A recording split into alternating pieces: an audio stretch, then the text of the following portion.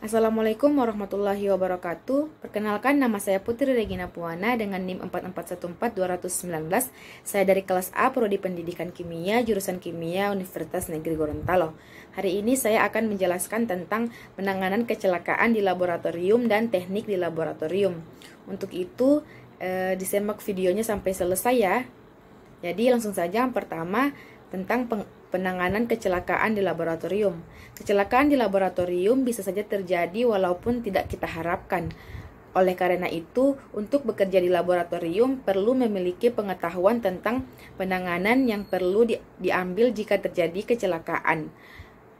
Oleh karena itu, dalam hal ini P3K ataupun yang sering kita kenal dengan pertolongan pertama pada kecelakaan merupakan pengetahuan terampil yang harus diambil atau yang harus dimiliki oleh setiap praktikan sebagai upaya untuk pencegahan diri dari dampak ataupun resiko yang lebih parah sebelum mendapatkan pengobatan intensif dari dokter. Jadi untuk itu saya akan menjelaskan beberapa jenis kecelakaan serta penanganannya. Yang pertama yaitu luka bakar. Jika luka bakar akibat benda panas, segera diolesi dengan salep Livertran, mentega ataupun larutan asam pikrat 3%. Apabila lukanya cukup besar ataupun cukup parah, segera siram dengan larutan bikarbonat 1,0% dan segera pergi ke puskesmas untuk mendapatkan penanganan yang lebih intensif. Kemudian yang kedua yaitu kulit terkena asam pekat. Jika kulit terkena percikan asam sulfat ataupun asam nitrat, itu segera dilap dengan kertas tisu, kemudian dicuci dengan air dan larutan natrium bikarbonat, kemudian dikeringkan dan diolesi dengan salep Livertrans. Kemudian yang ketiga yaitu kulit terkena basa kuat. Ketika kulit terkena basa kuat, itu segera dicuci dengan air yang banyak, kemudian dengan larutan asam asetat 1,0% dan dicuci dengan air kembali setelah kering dan olesi dengan salep Livertran. Kemudian yang keempat, kulit terkena bron, yaitu harus segera dicuci dengan benzena dan diolesi dengan gliserin. Setelah beberapa saat, cuci sisa gliserinnya dengan air dan olesi dengan salep Livertran. Kemudian untuk kulit terkena logam natrium, segera ambil logam natriumnya dengan bantuan pinset, lalu kulit yang terkena logam natrium tersebut dicuci dengan asam asetat 1%, kemudian olesi dengan Livertran. Kemudian yang ke-6 yaitu kulit terkena fosfor. Ambil fosfor dengan fosfor bekasnya itu dicuci dengan air, lebih tepatnya dengan air dingin sebanyak-banyaknya, kemudian diolesi dengan natrium perak nitrat 1%. Kemudian yang ketujuh, kulit terkena zat organik. Jika kulit terkena zat organik yang korosif, segera cuci dengan alkohol, kemudian cuci lagi memakai sabun dan air hangat. Kemudian yang kedelapan, ketika mata terkena asam ataupun basah.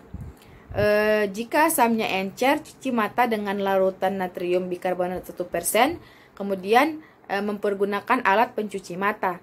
Lalu jika asamnya pekat, pertama cuci dengan air sebanyak-banyaknya, kemudian dicuci dengan larutan bikarbonat 1%. Kemudian zat padat, zat cair, dan zat beracun. Untuk penanganannya, jika zat beracun masuk ke mulut tetapi tidak sampai tertelan, segera zat tersebut dikeluarkan dan berkumur dengan air sebanyak-banyaknya. Lalu jika larutan asam tertelan, segera minum air sebanyak-banyaknya, kemudian minum air kapur ataupun bubur magnesia dan susu murni. Jika yang tertelan adalah basa kuat, segera minum sebanyak-banyaknya. Kemudian minum larutan asam cuka encer, air jeruk, asam lekat, serta setelah itu minumlah susu murni. Lalu jika senyawa arsen ataupun raksa tertelan, segera minum larutan garam dapur yang dibuat dengan melarutkan 1 sendok garam dapur dalam segelas air hangat. Lalu jika gas klor atau brom terhisap, buka pakaian atas dan segera menghisap amoniak ataupun berkumur dengan larutan bikarbonat. Selanjutnya menghisap mentol ataupun cairan hangat seperti permen. Yang berikutnya yaitu teknik laboratorium. Untuk teknik laboratorium ini terdapat beberapa pokok pembahasan. Yang pertama, tindakan pencegahan kecelakaan. Sejak awal pekerjaan di praktikum perlu mengembangkan pendekatan yang sehat dan profesional terhadap pekerjaan di laboratorium. Nah, ada prosedur yang benar dan aman tidak hanya saja dapat melindungi diri kita sendiri, tetapi juga orang lain yang berada di sekitar kita. Jadi ada beberapa asas keselamatan, yaitu yang pertama, hanya percobaan yang sah yang dapat dilakukan. Walaupun mencoba-coba sesuatu yang belum kita ketahui memang menarik, tapi hal tersebut mengandung bahaya bagi kita yang sedang dalam taraf belajar. Kemudian yang kedua, jika mencium zat kimia, tepiskan uapnya ke muka, bukan menghirupnya dari jarak dekat. Kemudian yang ketiga, lebih aman menggunakan kaca pelindung mata ataupun kacamata di laboratorium. Yang keempat, jika bahan kimia korosif mengenai kulit, segeralah dicuci dengan air yang banyak. Yang kelima, laporkan kecelakaan sekecil apapun kepada asisten laboratorium. Yang keenam, jangan mengecap bahan kimia kecuali jika diminta. Yang ketujuh, gunakan lemari asam untuk melaksanakan percobaan yang mungkin melepaskan gas beracun. Yang kedelapan, jika menyusupkan pipa gelas, termometer ataupun alat gelas ke dalam lubang pada sumbat karet, lumasi kedua belah pihak dengan air atau gliserin. Lindungi tangan kita dengan kain handuk untuk menjaga pecahnya gelas, dan dengan halus putarlah pipa seraya memasukkannya. Lakukan dengan jarak kedua belah tangan cukup dekat untuk memperkecil pecahnya pipa, seperti pada gambar di bawah ini.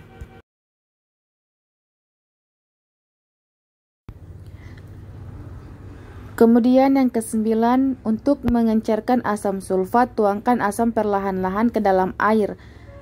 Artinya bukan sebaliknya, kemudian sambil diaduk. Perhatikan gambar berikut ini. Jika tidak, kalor yang dilepaskan terlalu besar dan terlokalisasi. Hal ini akan menimbulkan semburan yang keras. Yang ke-10, pakailah jas laboratorium untuk melindungi pakaian terhadap bahan kimia yang korosif, dan selalu memakai sepatu, sebab sepatu jauh lebih aman dibandingkan sendal. Yang berikutnya, kebersihan dan prosedur praktikum. Yang pertama, daerah kerja di laboratorium harus selalu bersih karena asisten lab akan selalu memperhatikan hal tersebut. Satu hal, ilmuwan harus selalu rapi dalam bekerja. Sulit melakukan kerja yang rapi dalam keadaan yang berantakan. Salah satu maksud praktek laboratorium adalah untuk meningkatkan keterampilan kita dalam melakukan kerja yang dapat dipercaya. Singkirkan semua alat dan bersihkan meja pada akhir jam praktikum. Kemudian, cucilah alat gelas dengan air sabun jika perlu. Alat gelas dapat dikeringkan dengan oven pengering atau biarkan saja pada rak yang disediakan. Lalu, tempat sampah disediakan untuk sampah padat. Jangan buang korek api, kertas, lakmus, pecahan gelas, ataupun bahan tak larut ke dalam bak cuci. Siramlah senyawa mudah larut ke dalam saluran pembuang dengan banyak air agar tak menimbulkan karat pada pipa. Lalu yang keempat, yaitu ada beberapa hal yang selayaknya kita ketahui mengenai pengambilan bahan kimia dari botol pereaksi, diantaranya yaitu baca labelnya 2 kali sebelum menggunakannya. Jangan mengembalikan bahan kimia sisa ke dalam botol, karena kesalahan mudah dibuat dan konsekuensinya pun mencelakakan. Demikian pula jangan mengambil bahan kimia berlebihan. Kemudian letakkan botol pereaksi pada raknya. Alihkan pereaksi ke meja kita dalam gelas piala, labu ataupun tabung reaksi. Jangan memasukkan pipet, penetas atau sudut ke dalam botol pereaksi. Tuangkan bahan kimia dari botolnya untuk menghindari kontaminasi.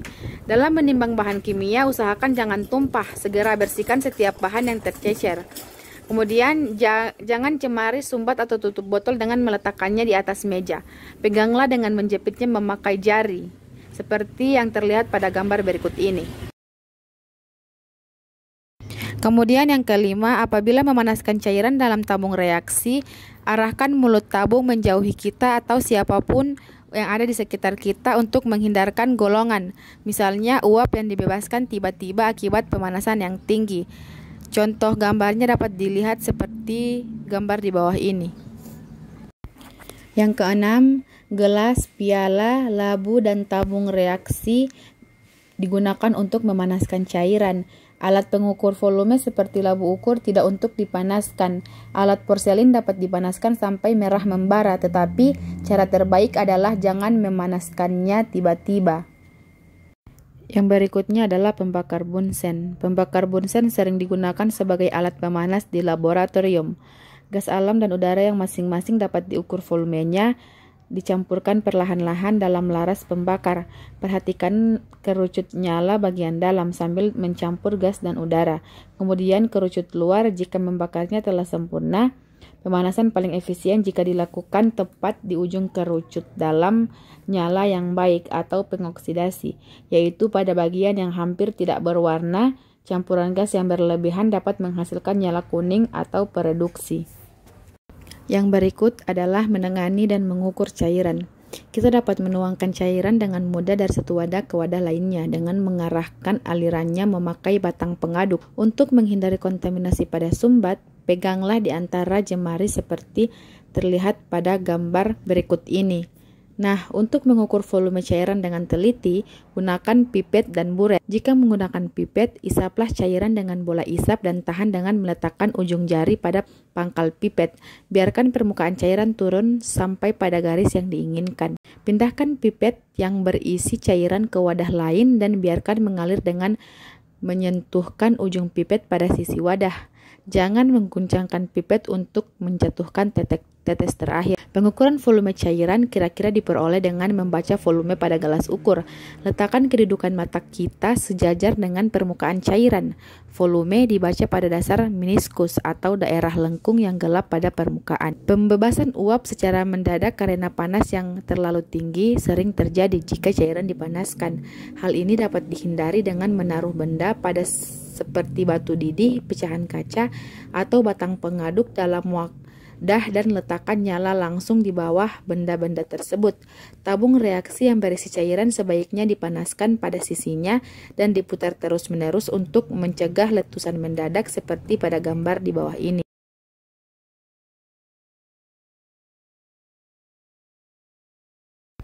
Lalu, memindahkan dan menimbang padatan. Untuk pemindahan, padatan sebaiknya diguncangkan atau dilonggarkan agar mudah disendok atau dituang dari wadahnya. Sebagian botol memiliki tutup datar sehingga dapat ditaruh terbalik di atas meja untuk mencegah kontaminasi. Cara paling mudah untuk mengambil jumlah padatan yang tepat adalah dengan mengetuk perlahan seraya menuangkannya. Seringkali digunakan sendok ataupun sudip untuk mengambil padatan dalam jumlah kecil, dan gunakanlah sudip atau sendok yang bersih. Kemudian untuk menimbang, cara menggunakan timbangan, contohnya timbangan analitik. Selalu jaga kebersihan timbangan analitik dan meja timbang. Kuas pembersih telah disediakan untuk membersihkan tumpahan pada timbangan. Jika tidak yakin bahwa timbangan sudah bersih, konsultasikan kepada penanggung jawab laboratorium tersebut atau penanggung jawab alat. Kemudian, cara menggunakannya timbangan yang benar yaitu gunakan timbangan top loading jika berat bruto atau presisi rendah yang diperlukan. Kemudian, gunakan timbangan top loading jika menimbang NaOH pellet atau asam kuat. Gunakan timbangan top loading jika masanya besar untuk ditimbang. Gunakan timbangan analitik jika presisi tinggi yang dibutuhkan kurang lebih 0,001 gram. Kemudian, cara untuk menimbang menggunakan timbangan top loading, yaitu yang pertama, hidupkan timbangan dan tunggu hingga layar menunjukkan kestabilan. Jika perlu, nolkan kembali. Lalu, letakkan objek yang akan ditimbang di atas span timbangan dan tunggu hingga layar menunjukkan angka stabil. Kemudian, catat berat objek yang ditimbang. Jika kita ingin melakukan tare alas dari objek yang akan ditimbang, letakkan alas objek di atas wadah atau pan timbangan dan tunggu hingga angka yang ditentukan oleh layar menjadi stabil. Tekan tombol tare, biarkan layar menunjukkan angka 0,00 gram atau stabil.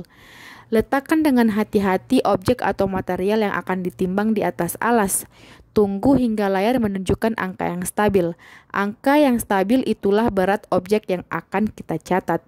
Kemudian, keluarkan objek beserta alasnya dari timbangan dan bersihkan timbangan secara hati-hati dengan kuas yang disediakan. Lalu biarkan layar menunjukkan angka yang stabil, lalu nolkan kembali timbangannya. Nah, untuk cara menimbang menggunakan timbangan analitik, yaitu yang pertama, duduklah dengan nyaman di bangku yang tersedia di laboratorium. Ini akan membuat kita memegang kendali saat kita menggunakan timbangan analitik tersebut. Dan pastikan pintu timbangan analitik tertutup. Lalu, nyalakan timbangan dan tunggu hingga layar menunjukkan angka stabil. Jika diperlukan, nolkan kembali. Lalu, buka pintu timbangan analitik, letakkan objek yang akan ditimbang di atas span timbangan secara hati-hati, dan dilihat catatan di bawahnya. Tutup pintu timbangan dan tunggu hingga layar menunjukkan angka yang stabil. Catat berat objek yang ditimbang. Jika kita ingin melakukan tare untuk alas yang kita gunakan untuk menimbang, letakkan alas atau wadah di atas span timbangan. Tutup pintu timbangan dan tunggu hingga angka di layar menjadi stabil. Tekan tombol tare, biarkan angka di layar stabil dengan 0,000 gram. Buka pintu timbangan dan letakkan bahan kimia sedikit demi sedikit hingga mendekati massa bahan yang kita inginkan. Tutup pintu timbangan, biarkan layar menunjukkan angka yang stabil, kemudian catat massa yang muncul di layar timbangan. Lalu, keluarkan objek dari timbangan dan biarkan angka di layar menjadi stabil. Lalu, bersihkan dengan hati-hati menggunakan kuas yang telah disediakan. Terakhir, tutup pintu timbangan dan biarkan layar menunjukkan angka yang stabil, lalu nolkan kembali timbangannya. Nah, ini adalah hal-hal yang jangan pernah kita lakukan saat kita menimbang bahan kimia, yaitu yang pertama, meletakkan bahan kimia secara langsung di atas span timbangan analitik. Selalu gunakan alas kertas atau wadah ataupun wadah gelas di atas span timbangan. Jangan menjatuhkan objek ke atas span timbangan dan selalu berhati-hati meletakkan objek di atas span timbangan. Jangan meletakkan objek panas ke atas span timbangan. Objek yang ditimbang sebelumnya haruslah bersuhu kamar. Dan jangan melebihi kapasitas maksimum timbangan, serta jangan duduk di atas meja timbangan karena itu akan mempengaruhi massa dari bahan kimia yang akan kita timbang. Lalu jangan memindahkan timbangan. Contohnya, timbangan analitik itu harus berada pada tempat yang rata horizontal untuk dapat berfungsi sebagaimana mestinya.